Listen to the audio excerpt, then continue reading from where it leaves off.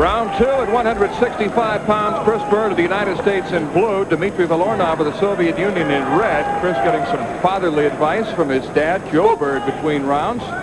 Vilornov was issued a warning in round 1 for pushing Chris behind the head, and should cost him a point. Vilornov knows he's got to turn it up a little bit in the second round because the warning hurt him. Chris Byrd is a great counter puncher. One of the things his dad did when he was training him when he was younger, they put a tire in the middle of the ring, and he'd get a bigger boxer to fight against Chris, and they'd both have to put a foot in the tire, and they were not allowed to take that one foot out of the tire, and it forced him to be able to fight in close quarters, and you can see he can do it. Good combination by Chris Byrd using that hand speed. His brother Patrick is also in the U.S. program. He's a 147-pounder. Can you imagine the battles the Byrd family had in the basement? Yeah, a lot of feathers. Not only is Joe Byrd a coach of the Byrd kids, but Mama Rose is also a coach. He's frequently in the corner. Well, Chris Byrd understands how to score points in the amateur game, and that's not always the case with American boxers. They're wide-open boxers who like to flail away, but Chris Byrd, you can see, his dad told him, when the Soviet boxer pulls his head down, go to the body, and that's just what he's doing. Relax and go to the body and get those points. The objective in amateur boxing is to land as many scoring blows as possible, and quite simply that means to land the white portion of the glove.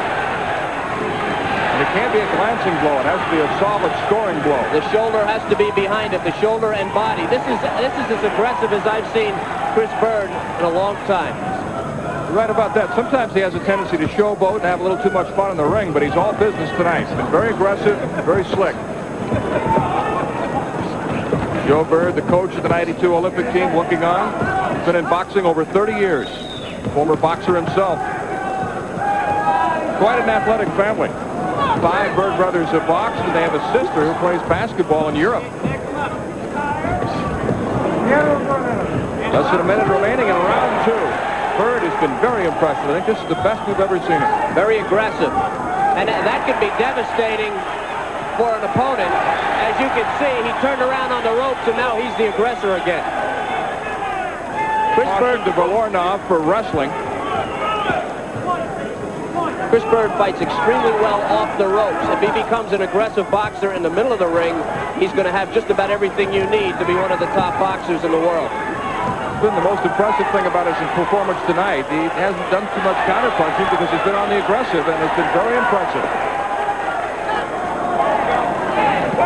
In speaking with he and his teammates yesterday, they were kidding him about the fact that he is a defensive boxer. He was just warned there by the referee that he is a defensive boxer. They were kidding him. He needs to be more aggressive. Evidently, he was listening.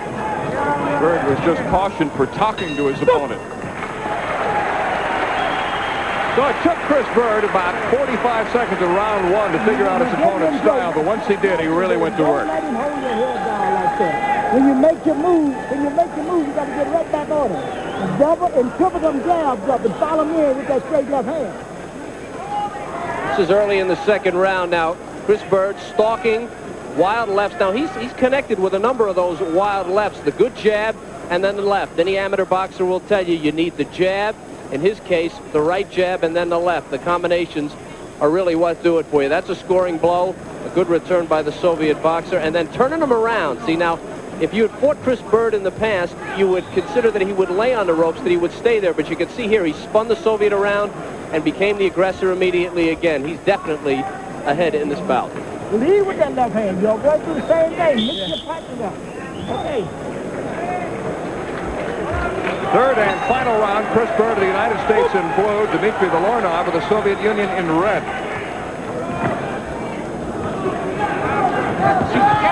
Byrd can finish up round 3 as he boxed in rounds 1 and 2. He should pick up a victory without too much difficulty. But you never know. As we said so often in amateur boxing, when the scoring comes into play, and they are not using the computerized scoring. There are 5 judges scoring this bout, but in the Olympics, they will use the computer. Good combination, but in fact, Mel, if there's one boxer on the American team that there should not be a strange decision on, it's Chris Byrd, because he is very adept at scoring points.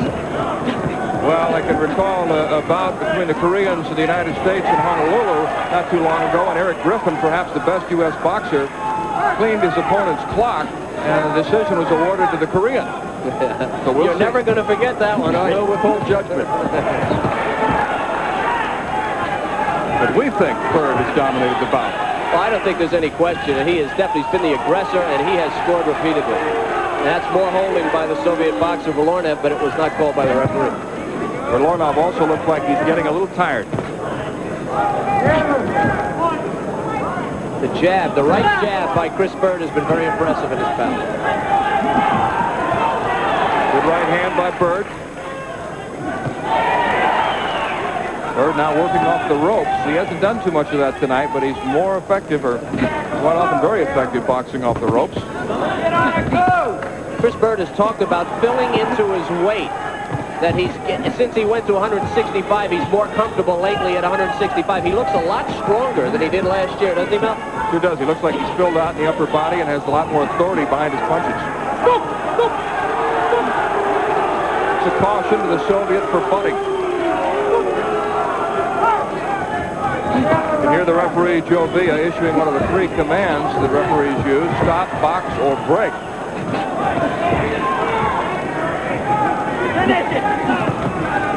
Good crisp jab by Byrd.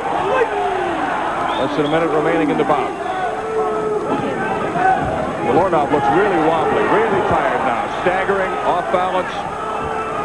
Right above us. A lot of holding by Vilornov. A lot of holding, and that indicates the boxer is tired. Mouth open. Byrd still looks fresh. He still has good hand speed. Chris Byrd has always been comfortable just laying on the ropes. Tonight he's been spinning around his opponent and dealing out some punishment. Most impressive performance by Chris Byrd. He has put all the elements of his game together tonight. And a warning to the Soviet for pushing behind the head. One more, he's disqualified. I don't think there's any way he can win this bout. Byrd has just dominated. Chris finishing up with a flurry. He's got to be real proud of his effort tonight. We'll be back with the decision in a moment.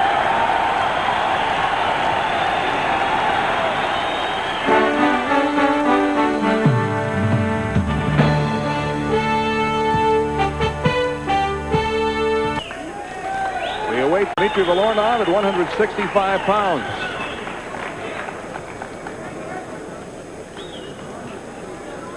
Byrd might have pitched a shutout. It's conceivable. He just dominated. 2 penalty points against Vilornov, too. That's not going to help him. Bout number 3 by a score of 5-0. In the blue corner, Chris Byrd. A whitewash that Nolan Ryan would have been proud of. 5-0. Chris Byrd. The best we've ever seen in boxing. Yeah, it bode well for the American team. No question about it. Round 2 action. Byrd obviously with the USA on his back. The right jab was a tremendous punch for him. Set up a lot of things he's got in the Soviet boxer's face, and then that left over the Soviet's right hand. A lot of holding went on in this bout, but Chris Byrd, no question, dominated from start to finish. It's been a great night of boxing here in San Jose, and 2-time U.S. champion Raul Marquez is getting ready. And now let's check in with Ernie Johnson in Atlanta. All right, thanks, Mel and Kevin. We look forward to seeing that Marquez bout a few minutes from now. Put yourself in the position of these visiting Soviet boxers for just a minute. You leave your home for this U.S. tour and then watch from long distance while the country as you know it disintegrates. It's a feeling these Soviet boxers have come to know in the past week, and along with the political turmoil in their homeland has come a cloud of uncertainty over their athletic futures. Gosport, the government agency chaired by Nikolai Rusak, the agency which has long funded the Soviet sports machine, was shut down last week.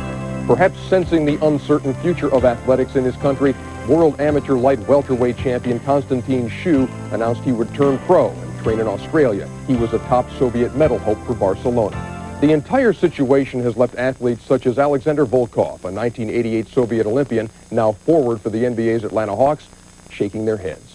I'm from Ukraine, but I'm from Russian family, and when Ukraine declared independence, and I feel like confusion, feeling like my parents get divorced. But now Ukraine and Russia coming along again, and kind of I have no idea what's gonna happen next. You know, it's difficult to understand. Stay here and all events happen there, and I call my parents and they confused too. You know, they wake up every morning and news coming every morning, and they just confused. Amid this state of confusion, the Soviet boxers have carried on in San Jose, taking in a hockey game one evening, their eyes on the action, their thoughts, it seems, thousands of miles away. But we can help you.